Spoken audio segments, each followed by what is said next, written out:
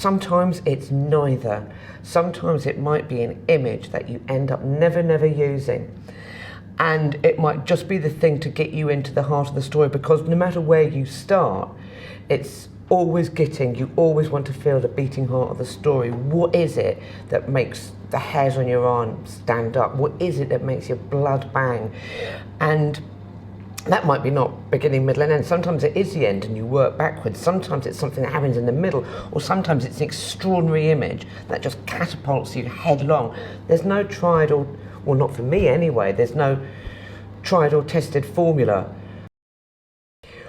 I smoke a lot and drink a lot of tea. That's how I deal with writer's block. Failing that, I'll hit the wine. Failing that, I'll hit the wall.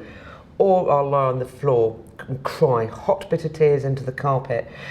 On occasion, you can get the feeling that there are so many different pairs of eyes on your script or on you that you kind of lose confidence in yourself. I think that's what writer's block is sometimes, and you can feel the real pressure and just think that every time you write down a sentence that everyone's going to start pulling it apart. Well, on that occasion, you've just got to shut the door on those voices, take yourself off, take yourself for a walk, or sit down and stare at that screen, and it doesn't matter what the hell you write, just write it.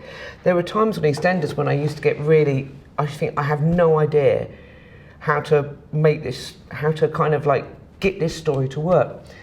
So I'd write a blue version, I'd write a late night version where actually Phil Mitchell came in and really kicked off and was mouthing off left, right and centre. Or, you know, really wild sex took place in the laundrette. Or somebody had a really violent fight, or a major character got killed in a really bloody brutal way, or the most gentle character killed somebody in a really bloody brutal violent way, just to make me write. And they'd look at it and think that was fun, delete. I think I always fight shy of it because a lot of my working life, like any writer's working life, is spent staring at a blank screen and swearing a lot. But that's what I am. I am a writer. I suppose I started calling myself that when I began writing properly for Westway, where I could say, I work for the RSC Theatre Wardrobe and in the evenings I write, when I was able to sort of think to myself, yes, I'm learning a craft and I'm learning something that is helping me to be a better writer, rather than just splurging down a load of messy thoughts and then throwing them across the room in a fit of pique. I'm actually learning how to be a writer. Now I can call myself a writer. The boring stuff is when you're in production and you think, well, can you change this exterior into an interior? That's quite boring. It's not quite as boring as me moaning. That's the most boring thing in the world. The most curious and the most weird thing, and which is also the most fantastic thing, is when the characters take over and suddenly, out of nowhere, you realise they've done something that you never expect them to do, and it's happened almost by accident. Something's come out of their mouth and you go, whoa, whoa, whoa, whoa. Well, wow, Jesus, where did that come from? And everything stops. Or when you're writing and you can feel that you're building up to something, and you feel like you're getting a temperature, and you're writing so that you don't even notice what's going on outside, and you might look up and go, Jesus, that's 3 hours gone, and I didn't even realise it was going. It's when the process itself takes over, and the characters really start walking and talking. That's the most curious, that's the most weird, but that is the most fantastic thing. I suppose that when I was on EastEnders, you know the characters, you know them, and I used to kind of do their voices. I'd talk to myself as I wrote.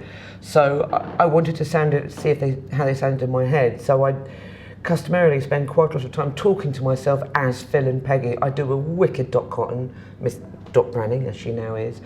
But now what I find myself doing is I kind of think about how the characters, where their weight is, where their voice comes from, how they carry their weight, what they do when they're standing, how they might fold their arms, where their energy is based, and how their voice comes out of that. Do they sort of pitch themselves forward, or do they kind of like hang back? It's weirdly enough, I don't know why I do that, but I imagine how they stand and where they carry their weight.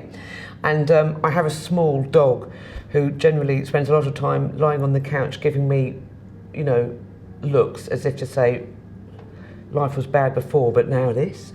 And I generally tend to put a post-it note on the cushion where he sort of like sits with the name of the character that my character is talking to, and seeing how they, and acting it out to him, because then I can sort of feel how they stand and how they move and how they kind of direct their speech. And then I'll go back and look at what I've written, and then it makes it easier to nip things out and to feel the fluidity of the dialogue. The real thing which I think is important is that whether you're writing for theatre or whether you're writing for radio or whether you're writing for TV, is that you have to get your head around the fact that it is a collaborative process, and not to be too embattled, to choose the battles that you feel the most passionately about, to have your passion, to really wear it on your sleeve. But I've always done that anyway, so that's really not anything. I think the big thing is that this is graft. It's hard work.